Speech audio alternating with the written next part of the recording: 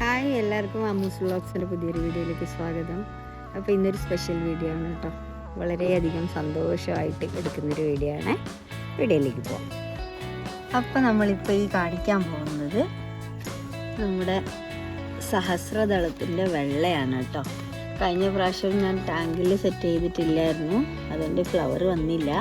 ഇപ്രാവശ്യം ഇച്ചിരി സ്പേസ് കൊടുത്ത് ആമ്പലിൻ്റെ ചെറിയ ടാങ്കാണിത് നമ്മുടെ.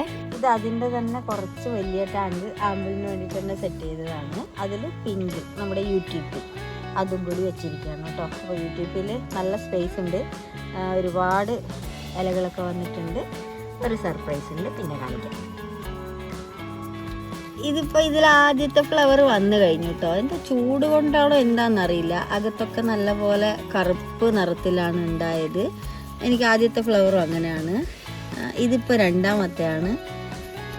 UTP ആണ്, പിന്നെ വെള്ളയാണെന്നൊന്നും പറഞ്ഞിട്ട് കാര്യമില്ല കേട്ടോ. ഇതിൽ സഹസ്രദളം എന്ന് പറയാൻ ഇതിൽ അത്ര പെറ്റൽസ് ഉണ്ടോ എന്നുള്ളത് എനിക്ക് ഡൗട്ടുള്ള കാര്യമാണ്. ഇതിന് മുന്നേ വിരിഞ്ഞ ഫ്ലവർ ആണെങ്കിലും അങ്ങനെ തന്നെയാണ്.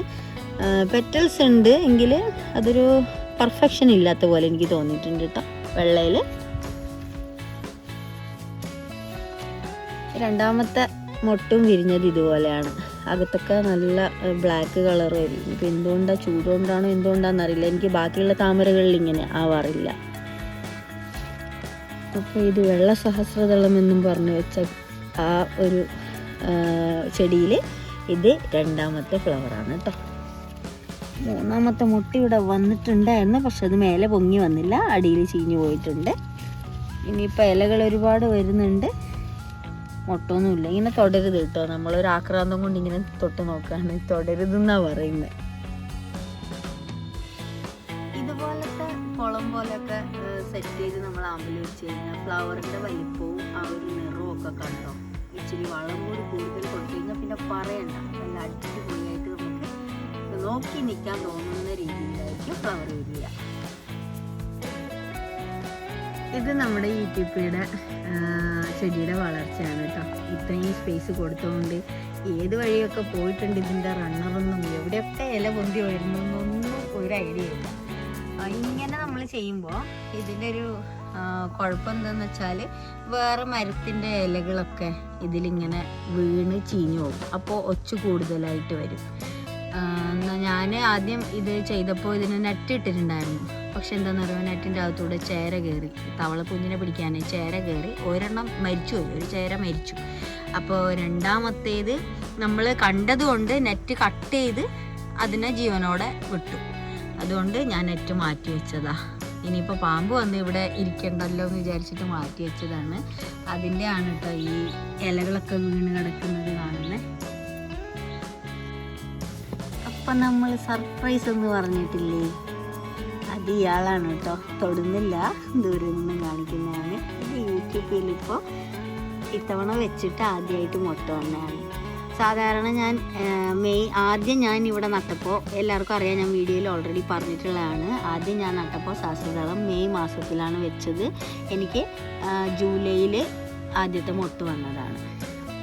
അതിന് ശേഷം കഴിഞ്ഞ വട്ടം ഞാൻ ഏപ്രിലിൽ വെച്ചതാണ്. ഏപ്രിൽ 10-ാം തീയതി. എനിക്ക് ജൂണിലാണ് മുട്ട വന്നത്.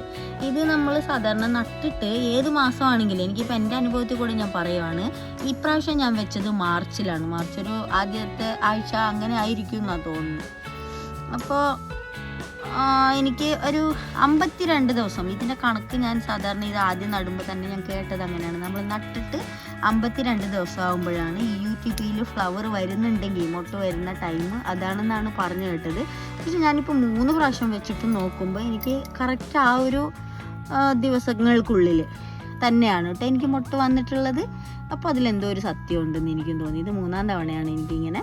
അപ്പോൾ ഞാൻ വിചാരിച്ചു മാർച്ചിലേ വെച്ചതുകൊണ്ട് എനിക്ക് ടാങ്ക് ക്ലിയർ ചെയ്യാനുണ്ടായിരുന്നു, അതുകൊണ്ട് മാർച്ചിലേ വെച്ചതുകൊണ്ട് വരില്ല എന്നാണ് വിചാരിച്ചിട്ടുണ്ടായിരുന്നേ. ഈശ്വരാനുഗ്രഹം എന്നൊക്കെ പറയില്ലേ, ഇതായിരിക്കാം മേ ബി, അറിയില്ല. വിരിയുന്നവരെ നമുക്ക് ഒരു ഗ്യാരണ്ടിയും ഇല്ല, കാര്യം ഒരുപാട് മുട്ട വന്നിട്ട് വിരിയാതൊക്കെ പോകാറുണ്ടല്ലോ. അപ്പോൾ എന്തായാലും ഇവൾ വന്നിട്ടുണ്ട്, ആദ്യത്തെ മുട്ടാണ്. നമുക്ക് പിന്നെ അപ്ഡേഷൻ ഇടാം കേട്ടോ. ഇത് ബൗൾ വെറൈറ്റിയാണ്, ആദ്യകാലങ്ങളിലേ ഉള്ള വെറൈറ്റിയാണ് കേട്ടോ. ലിയാങ്ങിൽ നല്ല ഭംഗിയാണ്. പെറ്റൽസ് ഇച്ചിരി കൂടുതലുണ്ട്, പക്ഷെ കുഞ്ഞു ഫ്ലവർ, നല്ല അടിപൊളിയാണ് കാണാനായിട്ട്. ഇത് എംബാപ്പ എന്ന് പറയുന്ന വെറൈറ്റി ആണ് കേട്ടോ. ഒന്ന് വിരിഞ്ഞ് കുറേ ദിവസം കഴിയുമ്പം വെള്ള ഫ്ലവർ ആയിരിക്കും. എനിക്ക് ഏതാണെങ്കിലും വിരിയിപ്പിക്കാനാണ് ഇഷ്ടം. ഇത് എംബാപ്പയുടെ നല്ല കറക്റ്റ് കളറാണ്. ഇതിനും നേരത്തെ വിരിയിപ്പിച്ച് കഴിഞ്ഞാൽ ഇതിലും കളർ കിട്ടും, പക്ഷെ എന്നാലും ഇതൊരു വെറൈറ്റി പോലെ തോന്നുന്നുണ്ട്, ഇഷ്ടപ്പെട്ടു. ഇത് അറിയാലോ, അമേരി പിയോണിയാണ്. കുഞ്ഞു ഫ്ലവർ ആയതേ. ഇതൊക്കെ ഞാൻ റീപോർട്ട് ചെയ്തതേ അല്ല കേട്ടോ. ഇതിൽ തന്നെ നിൽക്കുന്നു, ഫ്ലവർ വരുന്നു, ഇങ്ങനെയൊക്കെയാണ്. നല്ല ഭംഗിയില്ലേ?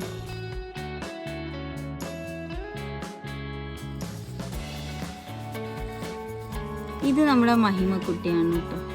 നല്ല അടിപൊളി ഫ്ലവർ, ഒരു പ്രത്യേക തരം ലീഫ് പാറ്റേൺ ആണ്.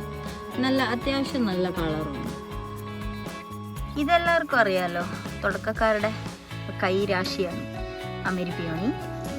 ഇതിന് മുട്ട വരുന്ന ഇങ്ങനെയൊക്കെയാണ്. എണ്ണി തീരില്ല, കുറേ ഫ്ലവറൊക്കെ വിരിഞ്ഞ് പോയതാണ്. ഇതും റിപ്പോർട്ട് ചെയ്യാതെ വരുന്ന സംഭവമാണ് കേട്ടോ. ഞാൻ റിപ്പോർട്ടൊന്നും ചെയ്തിട്ടില്ല. വെള്ളം നല്ല വൃത്തികേടായിട്ടുള്ള കാണുമ്പോൾ തന്നെ നിങ്ങൾക്ക് മനസ്സിലാവും. ഞാനിതൊന്ന് ട്യൂബർ എടുത്തു, സെയിൽ ചെയ്തു. അത് നടാൻ വേണ്ടിയിട്ട് ഇതിൽ തന്നെ ഇട്ട് വയ്ക്കും.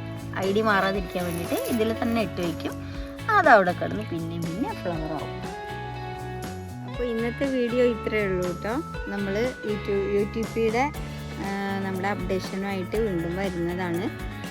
വെള്ള നമ്മൾ ആഗ്രഹിച്ച രീതിയിൽ ഫ്ലവർ വരുന്നില്ല. അടുത്ത മുട്ട് വരുമെന്ന് നോക്കാം, എന്നിട്ട് അതിൻ്റെയും കൂടി അപ്ഡേഷൻ ഇടാം കേട്ടോ. അപ്പോൾ ഇന്നത്തെ വീഡിയോ ഇത്രയേ ഉള്ളൂ. എല്ലാവർക്കും ഇഷ്ടമായി എന്ന് വിചാരിക്കുന്നു. അടുത്ത വീഡിയോയിൽ കാണുന്നവരേക്കും എല്ലാവർക്കും ടേക്ക് കെയർ, ബൈ.